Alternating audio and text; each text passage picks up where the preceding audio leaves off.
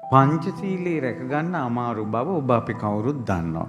පංචශීල රකින්න අමාරු වෙනකොට බුදුරජාණන් වහන්සේ ඒකට ක්‍රමයක් වදාලා. පංචශීල රකින්නකොට ඉස්සෙල්ලාම කරන්න ඕන දේ තමයි චිත්තුප්පාදය.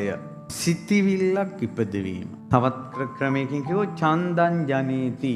කැමැත්ත ඉපදවීම. එතකොට ඉස්සෙල්ලාම බුදුරජාණන් වහන්සේ වදාලා මම සත්තු මරන්නේ නැහැ කියලා හිතන්න කිව්වා. හොරකම් කරන්නේ නැහැ කියලා හිතන්න කිව්වා. වැරදි කාමසේවනය කරන්නේ නැහැ කියලා හිතන්න කිව්වා. බොරු කියන්නේ නැහැ කියලා හිතන්න කිව්වා. මම සුරාපානය කරන්නේ නැහැ කියලා අවංකවම හිතන්න කිව්වා. බොන එක නතර කරගන්න බැරි මිනිස්සෙක් ඉන්නවනම් ඔබම අවංකව බලන්න. ඔබ කවදාවත් හිතට අවංකවම මේක නතර කරගන්න ඕන කියලා හිතලා නැතුව ඇති. ෆෝන් එකෙන් වෙනසුන කවුරු හරි ඉන්නවනම් ඔබ මේකෙන් නිදහස් වෙන්න ඕන කියලා අවංකවම හිතලා නැතුව ඇති.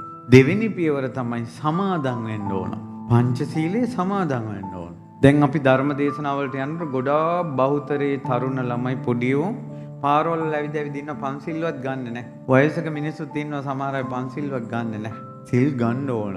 ගෙදර ගාලේ බැඳලා ඉන්න ගවයා සත්තු මරන්නේ නැහැ, හොරකම් කරන්නේ නැහැ, වැරදි කාමසේවනය කරන්නේ නැහැ, බොරු කියන්නේ නැහැ, සුරාව ගන්න නැහැ. ඒ වුණාට ගවයා සුගති උපදින්නේ නැහැ නේ ආයේ. එපමණකින් හේතුව ඔහු සමාදන් වුන්නේ නැහැ. සමාදාන හේතු කුසලේසු ධම්මේසු බහුම් පුඤ්ඤම් පසවති. මේ බොහෝ පින් රැස් වෙන්නේ සමාදන් වීමෙන්.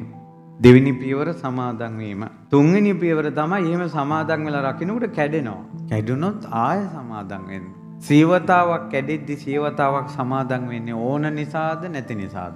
පළවෙනි පාර A level fail වෙද්දි තුන් පාරක් හරි කරන්නේ ගොඩ යන්න ඕන නිසාද නැති නිසාද? ඒ නිසා පන්සිල් සීවතාවක් කැඩෙද්දි සීවතාව සමාදන් වෙන්නේ ඒ මනුස්සයට ගොඩ යන්න ඕන නිසා. බයිසිකලයක් වුණත් පදින මනුස්ස එකපාරක් පදිනකොට කොල්ලෙක් බයිසිකලෙන් වැටිලා තුවාල වුණා කියලා අයියෝ මේක පදින්න බෑ කියලා අතහැරියොත් ඔකට කවදාවත් පදින්න වෙන්නේ නැහැ. හොඳට බයිසිකල් පදින කෙනෙක් බලන්න කී වතාවක් වැටිලා ඇතිද? කී වතාවක් තුවාල වෙලා ඇතිද? පංචශීලී රකින්නවා කියන්නේ පිනකින් එයාට ලැබෙන එකක්. ඒ නිසා බුදුරජාන් වහන්සේ වදාළ සාංගික දාන දෙනකොට පංචශීලී රකින්න පින් ඉපදෙනවා කියලා. පහන් සිතින් සාංගික දාන දීමේ විපාකයක් තමයි ගිහි ධර්මයට අනුග්‍රහ ලැබෙනවා. ගිහි ධර්මය කියන්නේ පංචශීලයේ. සාංගික දාන දෙනකොට පංචශීල රකින්න පුළුවන් වෙනවා. ඊළඟට තමයි බෝමලු සෑමලු අතුපතු ගෑමේ සහ බෝධියට සෑයට උපස්ථාන කිරීමෙන් පංචශීල රකින්න අනුබල ලැබෙනවා.